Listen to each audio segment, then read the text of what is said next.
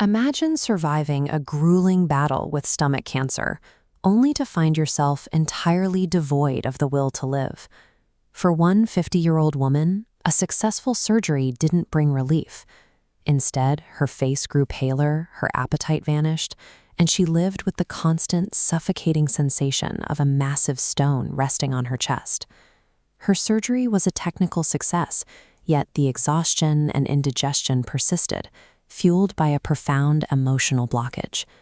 In psychosomatic medicine, the stomach is a processor of human experience. When an event feels too difficult to accept, the mind translates that emotional rejection into physical distress in the gut. To remove that heavy stone from her chest, she had to figure out what specific painful memory her mind was refusing to digest. The search for answers led her to a group therapy session. Stepping onto a psychodrama stage, she began to reconstruct the most painful chapters of her youth. The trauma started in middle school. Her mother passed away unexpectedly, forcing this bright young woman, who ranked in the top 5, to permanently abandon her education. Left with a large family and no income, her father made a desperate choice. He married her off early to a struggling potato farmer in Gangwon-do, simply to have one less mouth to feed. Thrust into a harsh and unfamiliar life, she built up a fierce resentment. Every time she visited home, she cried endlessly, screaming at her father for abandoning her. Her father would listen with a look of deep sorrow. He would repeatedly tell her, "Please don't cry. When your tears fall, my heart weeps blood." Consumed by her own misery, she couldn't process his grief.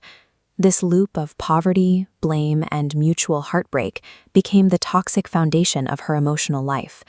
Then, the fragile world she knew completely collapsed. She received the devastating news that her father had taken his own life. The shock was absolute. Shortly after burying her father, stomach cancer took root in her body. This microscopic image shows what happened inside her. You see the dense, aggressive clustering of violet cellular structures multiplying within the stomach wall. When a person deeply believes they deserve to suffer, the subconscious mind can trigger physical destruction as extreme self-punishment.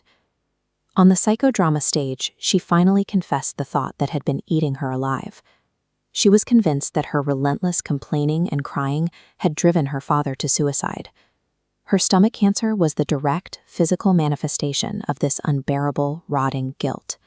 She literally could not stomach her own perceived sins. The climax of her healing came when the therapist brought another participant onto the stage to play the role of her deceased father. Looking directly into her eyes, the stand-in delivered a message she desperately needed to hear. He told her that her venting wasn't a burden. It actually gave her father relief to absorb some of her pain, and he harbored nothing but love for her. Hearing those words, she stared in disbelief before completely breaking down, crying a lifetime's worth of suppressed tears. This release allowed her to finally voice her guilt and receive the forgiveness she had denied herself. The very next day, fellow patients noted that the physical tension in her face had vanished, replaced by a literal brightness.